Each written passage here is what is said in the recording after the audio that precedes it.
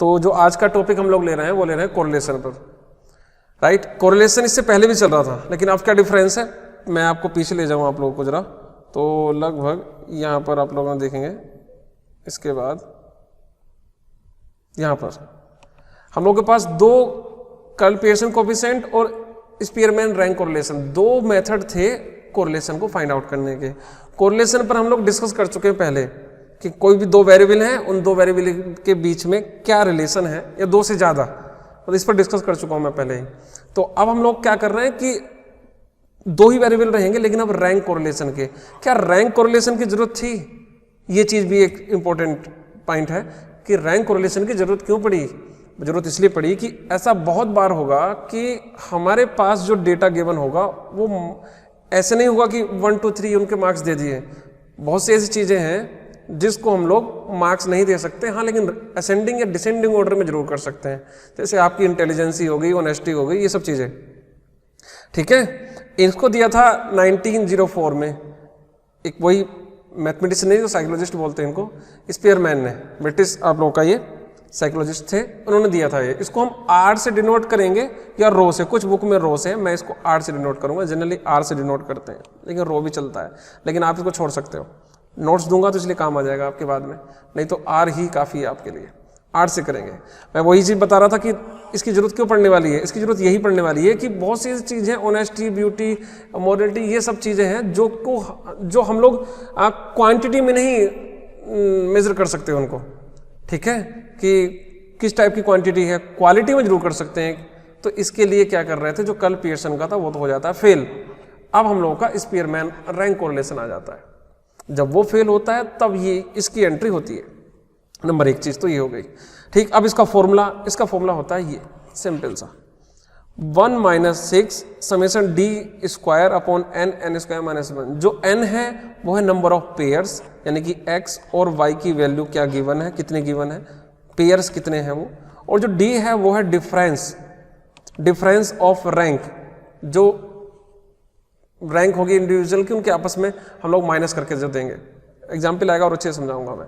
ये हुआ एक सिंपल सा फॉर्मूला, लेकिन एक टफ फॉर्मूला भी है इसका, मतलब वो आगे चल के है, जरूरी भी है वो। ऐसा नहीं है कि रिप्लेस करेगा इसको, वो अपने आप में है। मैं फिर समझाऊंगा, लेकिन लिख देता हूँ, मैं समझाऊंगा इसको बाद में, लेकिन फिलहाल लिख दिया मैंने, ठीक है, क्योंकि जब पीडीएफ मिलेगी तो काम करेगा आपको। तो इसको फिलहाल के लिए फिलहाल रोकिए, अभी 15 मिनट बाद फिर से स्टार्ट करूंगा मैं, टाई रैंक क्या है।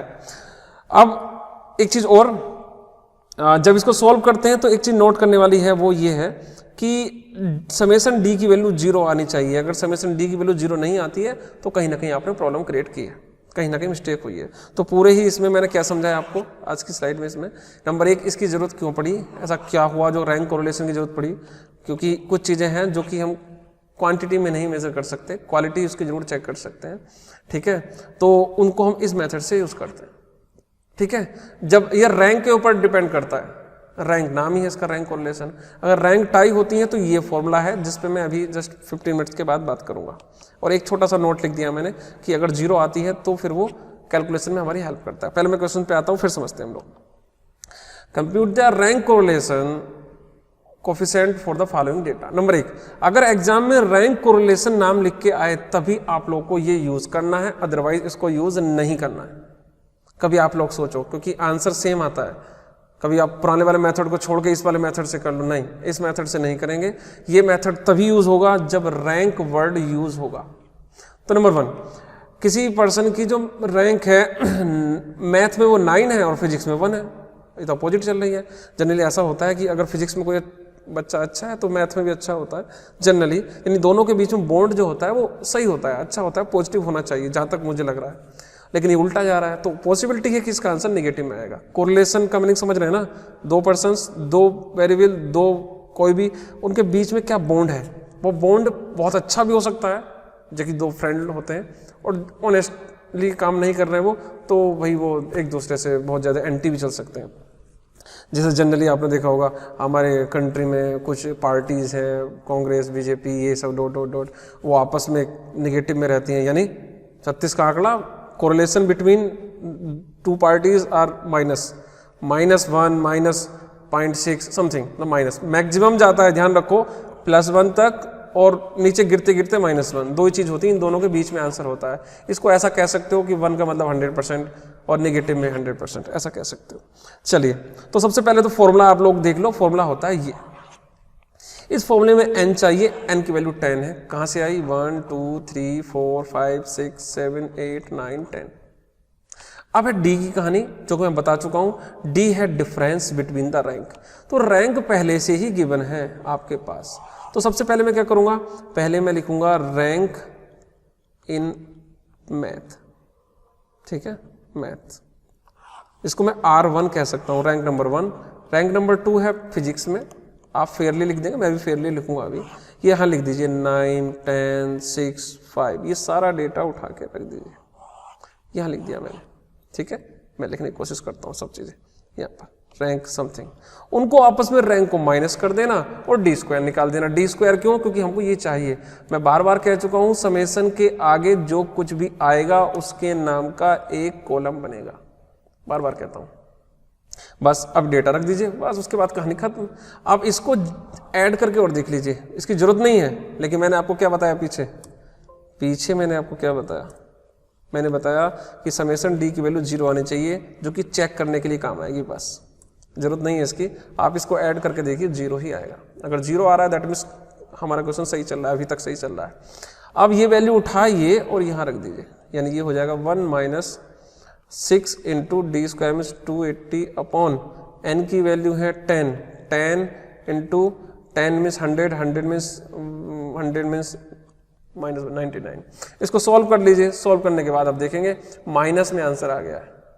माइनस का मीनिंग क्या है? माइनस का मीनिंग ये है कि फर्स्ट वेरिएबल यानी मैथ्स में जो रैंक है और सेकंड फिजिक्स में रैंक है वो अपोजिट चल रही है। साफ साफ दिख रहा है भाई, मैथ में तो 9th रैंक और फिजिक्स में फर्स्ट रैंक, और इधर इसकी उल्टा यहाँ देख लो 3rd रैंक और 10th रैंक। ऐसा कैसे हो सकता है? अगर है तो अपोजिट है, मतलब ऐसा नहीं कि हो ही नहीं सकता है। अगर है तो ये अपोजिट डायरेक्शन जा रही है, इसको नेगेटिव कहेंगे। अब दूसरा क्वेश्चन ले रहा हूं जिसके अंदर रैंक है नहीं, रैंक फाइंड आउट करेंगे।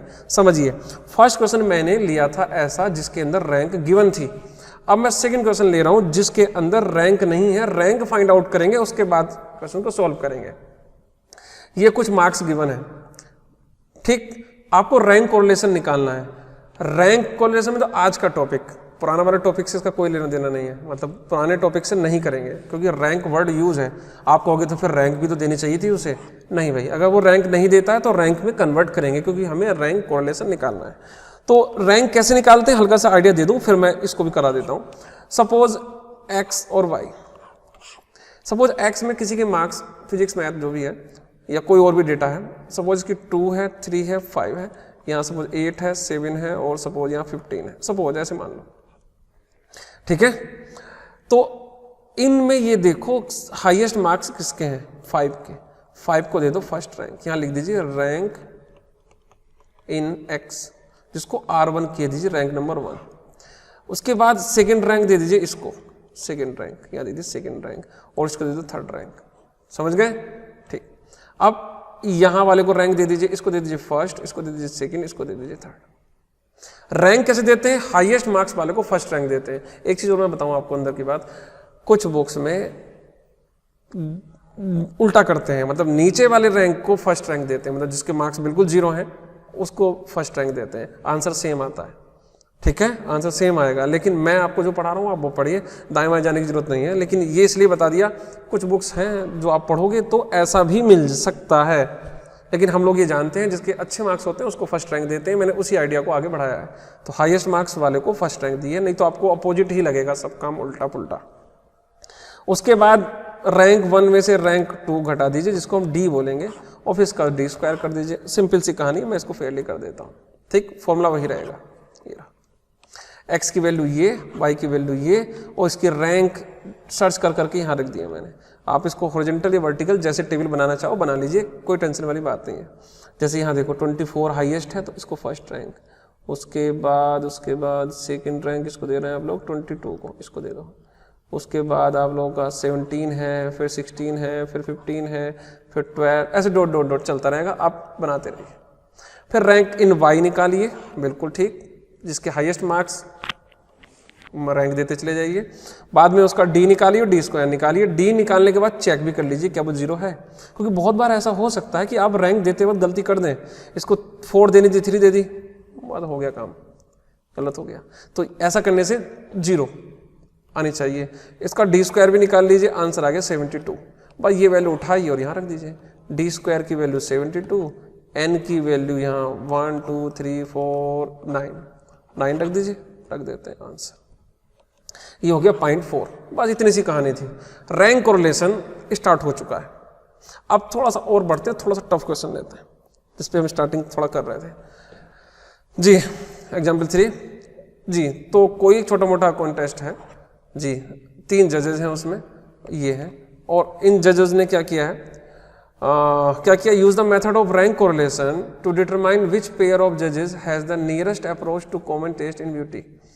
एक ब्यूटी का कॉन्टेस्ट था, ठीक है, आप लोगों की क्लास का। उसके अंदर 10 स्टूडेंट थे, उनमें 3 जज थे। तीनों जज ने सबको रैंक देनी स्टार्ट कर दी, जो कि ये सबसे अच्छी बात है कि रैंक दी है, मार्क्स नहीं दिए हैं, नहीं तो मार्क्स को रैंक में कन्वर्ट करना पड़ता हमको। तो बहुत ही अच्छा रहा ये काम हमारे लिए। अब पूछ क्या रहा है पहले वो समझो। Use the method of rank correlation, that means rank correlation का टॉपिक है, क्वेश्चन वही करेंगे हम लोग। डिटरमाइन विच पेयर ऑफ जज, कौन सा पेयर जज का, यानी कौन से 2 पर्सन ऐसे हैं जिसकी जो अप्रोच है वो कॉमन है, यानी फर्स्ट और सेकंड जज एक जैसा सोच रहे हैं क्या, सेकंड और थर्ड एक जैसा सोच रहे हैं क्या, फर्स्ट और थर्ड एक जैसा सोच पा रहे हैं कि क्या, ठीक है।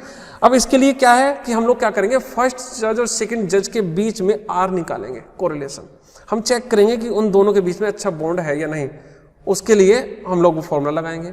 फिर हम सेकंड जज और थर्ड जज के बीच में लगाएंगे 2, और फिर फर्स्ट और थर्ड, यानी कि एक क्वेश्चन में 3 क्वेश्चंस करने छोटे छोटे। थोड़ा लेंदी हो गया है, टफ नहीं हुआ है, लेंदी हो गया है, ठीक है। मैं कर लेता हूं। सबसे पहले वही सब कुछ ही कहानी रहेगी, रैंक 1 रैंक 2 रैंक 3 दे दी मैंने। अब इनको माइनस कर लिया है, एक बार, दूसरी बार, तीसरी बार, और तीनों का स्क्वायर कर लिया है। मतलब एक तरह से ये समझ के चलिए कि 3 क्वेश्चन हैं। आप एक बार में इन दोनों को हटाइए, इन दोनों को हटाइए, बस इसको निकालिए और उसका स्क्वायर निकालिए, आंसर आ गया डी स्क्वायर का। ये नोटेशन आपके ऊपर है, आप क्या लिखना चाह रहे हो। मैं इसको D1 D2 लिखता हूँ, वैसे D1 D2 और D3 ऐसा लिख देते दीजिए आप। जैसे R1 R2 R3, ऐसे D1 D2 D3। R1 है 1 और 2 के बीच में, ऐसे ऐसे। अब ये वैल्यू उठाइए और जो हमारे पास फॉर्मूला होता था उसके अंदर पुट कर दीजिए, ठीक है। चलिए मैं कर लेता हूँ। ये फॉर्मूला है R1 और 2 के बीच में, माइनस के 0.212 आ गया है। कैलकुलेट करने में थोड़ा टाइम लग सकता है, आप लोगों को कर सकते हैं आप लोग। मैं इसको कंप्लीट कर लूँ, आप बीच में रुक के स्टार्ट कर सकते हैं फिर से हम जी। जब हम 1 और 3 को कैलकुलेट करेंगे, ध्यान रखिए 1 माइनस डी, ये वाला डी वो होना चाहिए जो वहां से आया है, ये आ गया, और थर्ड वाले में आ गया ये। अब इन तीनों में जरा ये देखो, माइनस में आंसर है। माइनस का मतलब है ये एक दूसरे के एंटी हैं, मतलब 1 और 2 एंटी हैं। चेक करना चाहें पीछे, चेक कर लेते हैं जरा पीछे चेक करो, 1 और 2 एंटी है या नहीं। जरा ये देखो, ये 2 रैंक दे रहा है, ये 10 रैंक दे रहा है, आपस में लग रहा है देखने में। ये 10 दे रहा है, ये 4 दे रहा है, बिल्कुल मतलब कुल मिला के ऐसा लग रहा है कि ये थोड़े एक दूसरे के एंटी जा रहे हैं, ठीक है। जैसे 5 और 8 थोड़ा अपोजिट सा लग रहा है, ये तो ठीक है। चलो 1 और 9, कहाँ 1 रैंक कहाँ 9th रैंक, कितना डिफरेंस है भाई। एक जज फर्स्ट रैंक दे रहा है जिस पर्सन को, दूसरा कैंडिडेट दूसरा जज उसको 9th दे रहा है, पॉसिबिलिटी नहीं है ऐसा। तो कहाँ फर्स्ट रैंक और कहाँ 9th, मतलब लास्ट 10 तो स्टूडेंट ही हैं। चलिए, तो यानी ये निगेटिव में है। आगे सेकंड और थर्ड भी निगेटिव में है, फर्स्ट और थर्ड की अप्रोच पॉजिटिव में जा रही है। अगर मैं इसको परसेंटेज में बात करूं तो 63% लगभग 63% एक दूसरे से मैच कर रही है। 100% तो किसी जज की मैच नहीं करेगी। अगर आप कोई भी कंपटीशन कराओ और 10 या 50 जज ले आओ, जब आप उनका सबका रिजल्ट देखोगे तो कोई किसी को फर्स्ट कहेगा, किसी को सेकंड कहेगा, थोड़ा ऊपर नीचे हो जाता है। इसीलिए कोशिश की जाती है कि एक या एक ज़्यादा 2, 3 या 4 जज हों जो फिर कॉमन एक रिजल्ट निकल के आए, जिससे कहीं कोई पार्शलिटी ना हो, ठीक है। तो ये था जो आज का ये क्वेश्चन था। तब इसको सॉल्व करेंगे, लास्ट में हम लोग बता देंगे यस फर्स्ट और थर्ड जज जो हैं उनकी जो अप्रोच है वो बिल्कुल सही है, परफेक्टली जा रही है। हम फर्स्ट और थर्ड जज के अकॉर्डिंग आंसर दे देंगे, जो वो जिसको फर्स्ट बोलेंगे हम उसको दे देंगे, थर्ड वाले को यानी सेकंड जज को हम साइड कर देंगे। ये कहानी है, ठीक है। नेक्स्ट अब आती हैं टाई होने वाली रैंक। तो आगे बढ़ते हुए हम लोग क्या कर रहे हैं, रैंक को टाई करते हैं हम लोग। जरा रैंक टाई का बड़ा मजा आएगा। अभी 2 एग्जाम्पल दे रहा हूँ बहुत अच्छे से। एक बचपन में हम लोगों ने स्टोरी पढ़ी थी कि 2 मंकी थे, ठीक है, ऐसे ऐसे ऐसे, ठीक है, उनको कहीं से एक छोटी सी रोटी हाथ लग गई। अब वो लड़ने लगे तो बात हुई कि मैं लूँगा। इस बीच में एक छोटी सी बिल्ली भी ऐसे करके आ गई, ठीक है, ऐसे ऐसे थोड़ी मूछ बना दें उसकी ठीक है।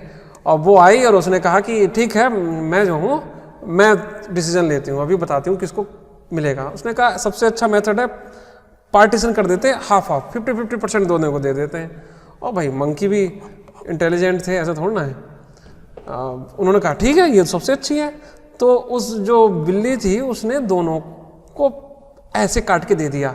एक को दे दिया 30%, एक को दे दिया 70%, जानबूझ के। इसको दे दिया 30%, इसको दे दिया 70%। अब 30 वाले ने ये कहा कि मुझको तो कम मिला है। तब उस बिल्ली ने कहा कि ठीक है, 70 वाले को ज़्यादा मिला है, अभी लो। अब 70 वाले % का उसने आधा पार्ट से ज़्यादा खा लिया फिर से, यानी कि लगभग 70 में से इसका पार्ट लगभग 25 ही बच गया, इतना समझ लो। अब ये कम हो गया। अब जो मंकी नंबर 2 था M2, ये M1 है, मंकी 1, M2 ने कहा कि अब मेरा कम हो गया, ये तो गलत बात है। अब इसने क्या किया, अब इस पोर्शन दूसरे वाले जो मंकी था M1 उसका पार्टीशन खाना स्टार्ट कर दिया कि ठीक है। अब उसके बाद 15% बच गया लगभग, ऐसा मानो। अब इसके बाद 25% है। अब ये कहने लगा नहीं मेरे पास तो कम है। तो धीरे धीरे करके बिल्ली ने दोनों ही M1 M2 का जो खाना पीना था वो सब खा लिया और अपने चलती बनी। यहाँ पे जो था मोरल इस स्टोरी का तो ये था वहाँ पे कि भाई लड़ना झगड़ना नहीं चाहिए। तो ये भी आप मोरल सीख लो। लेकिन इस मोरल का हम लोग अब दूसरा तरह से लेके चलना है कि पार्टीशन कैसे होता है। पार्टीशन ना बिचौलिया कुछ भी कर सकता है। एक छोटा सा एग्जाम्पल ये बिल्ली ने किया था, ये उसका काम था। एक बहुत अच्छा एग्जाम्पल ले रहा हूँ। अभी कुछ दिनों पहले, कुछ दिनों नहीं शायद ईयर हो गए, वर्ल्ड कप हुआ था न्यूजीलैंड और शायद इंग्लैंड के बीच। और सबको पता है कि क्या हुआ। जो कुछ हुआ ओवरथ्रो उसकी बात नहीं कर रहे हैं हम लोग इधर उधर, हम बात कर रहे हैं रैंक यानी कि टाई होने की।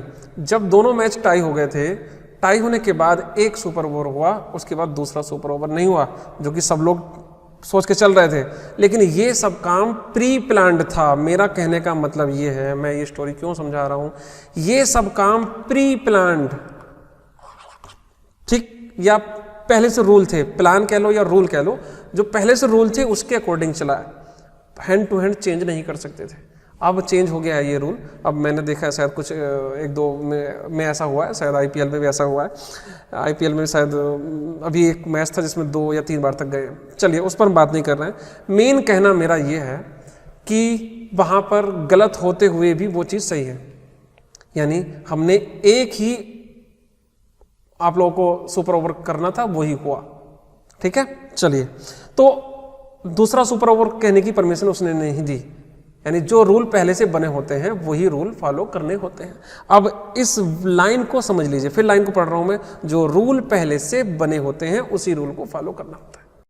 जैसे 1-2 एग्जाम्पल और दे दूं। सपोज कोई 2 या 3 स्टूडेंट हैं, वो कोई एग्जाम दे रहे हैं किसी कंपटीशन का, फिजिक्स केमिस्ट्री मैथ का कंबाइन है, जैसे जनरली होता है काफ़ी बार, AIEEE वगैरह, ये जो भी हैं जी वगैरह के या नीट वगैरह के। अगर कोई उस एग्जाम में 3 या 10 कोई भी स्टूडेंट एक सेम रैंक लेके आते हैं, सेम मार्क्स लेके आते हैं, तो फिर एक प्री रूल होते हैं। मतलब उस रूल के अकॉर्डिंग अगर सपोज मैथ में हाईएस्ट है तो उसको पहली रैंक दे देंगे, या कभी कभी फिजिक्स को प्रीफर करते हैं, या कभी कभी केमिस्ट्री को प्रीफर करते हैं। मैं केवल ये नहीं कह रहा मैं मैथ पढ़ा रहा हूँ तो मैथ को, मतलब एक कोई रूल होता है, लेकिन वो रूल पहले से बना होता है, उसको हम चेंज नहीं कर सकते। अब लाइन समझ लीजिए फिर से, जो पहले से रूल होता है हम उसको चेंज नहीं कर सकते। अब यहाँ पर भी रैंक टाई होंगी, और टाई होने के बाद एक रूल निकल के आएगा। वो रूल हमने नहीं दिया है, वो स्पीयरमैन ने दिया है, वो पहले दे चुका है। अब जो मैं रैंक टाई होगी, रैंक टाई होने के बाद जो मैं करने वाला हूं वो ही हमको करना है। आपको अच्छा लगे या बुरा लगे, सही लगे या गलत लगे। क्यों? क्योंकि वो पहले से रूल बना हुआ है, उसी के अकॉर्डिंग उसने फॉर्मूला दिया है। फॉर्मूला क्या है? फॉर्मूला ये है, काफी हष्ट-पुष्ट मोटा था।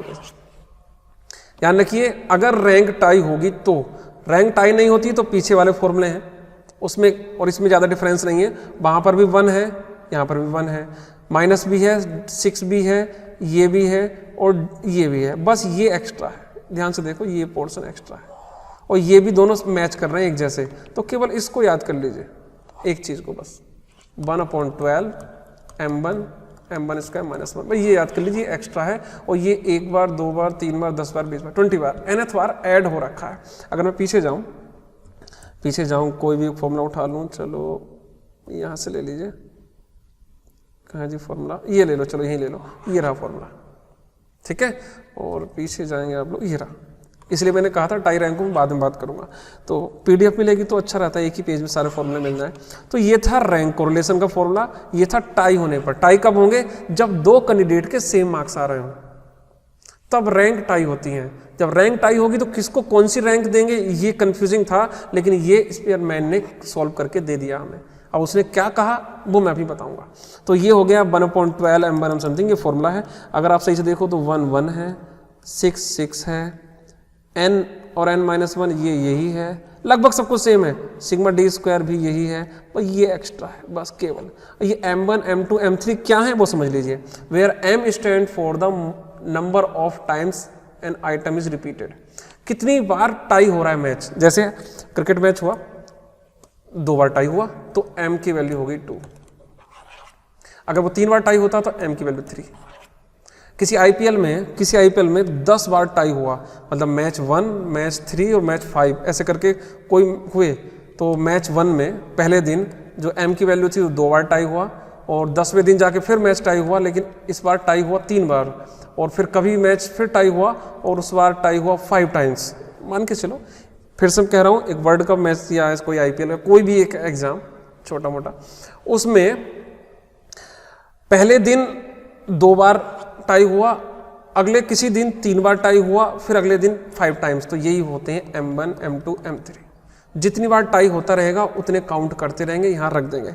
अच्छे समझ में आएगा जब मैं आगे बढ़ता हुआ चलूंगा। चलिए देखें क्या है जी। जी आ गया, चलिए आ जाइए अपने क्वेश्चन पे। Obtain the rank correlation coefficient for the following data. ठीक है, हमें इसका रैंक कोरिलेशन निकालना है।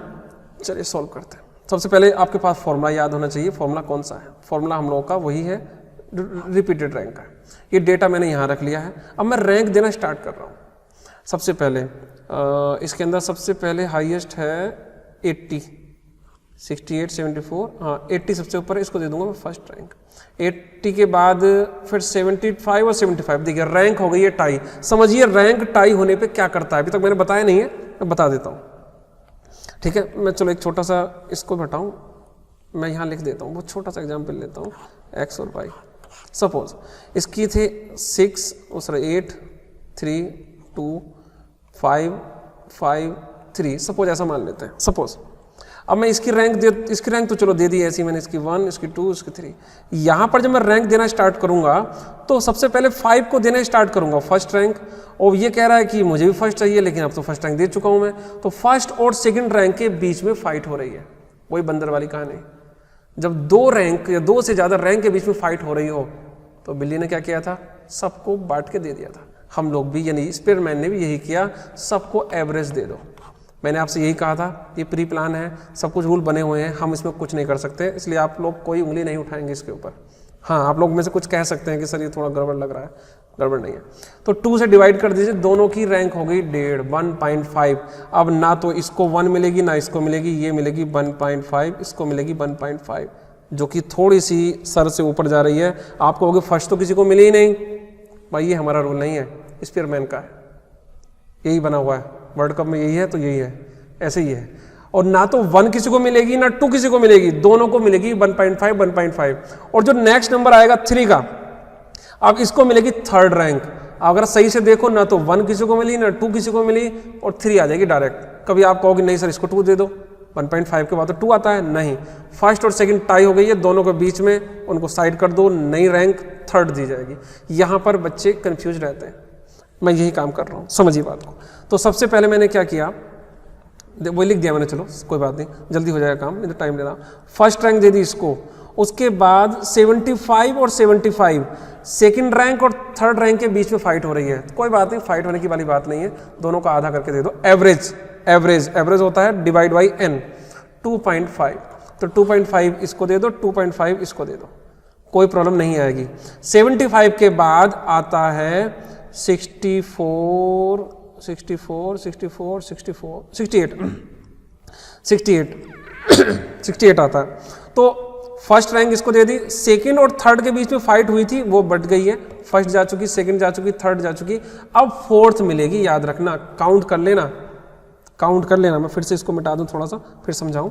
इसको मिल गई फर्स्ट और सेकंड और थर्ड के बीच में जो फाइट हुई थी उसको मिल गई 2.5, इसको मिल गई 2.5।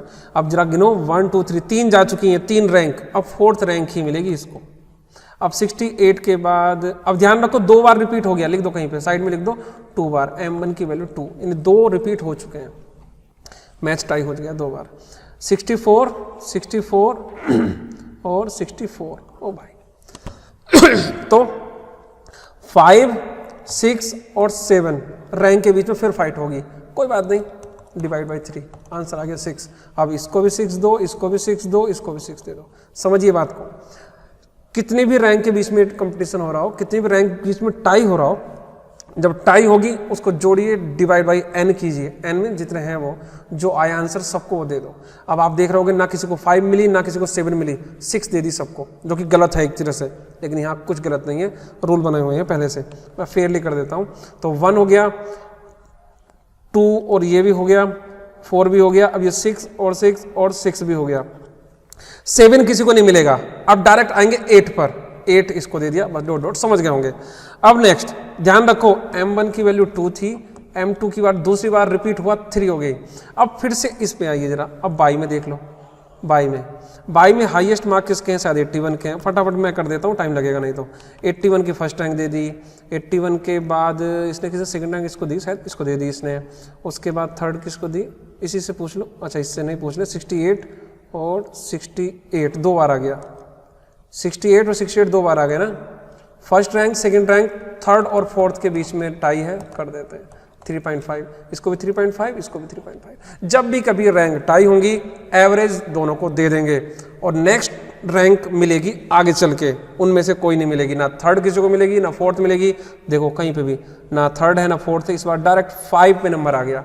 बस इतना काम करना है, हो गया काम। लेकिन याद रखिए m1 की वैल्यू 2 थी, m2 की वैल्यू 3 थी और m3 की वैल्यू 2 थी। एक बार 2 बार टाई हुई, एक 3 टाई हुई और 2 टाई हुई, जैसे कि जनरली वर्ल्ड कप वगैरह में मान के चल रहे हैं हम लोग। बस ये डेटा रख लिया, इनका डिफरेंस कर लिया, 0 आ गया, दैट मीन्स सही है। d² की वैल्यू भी आ गई।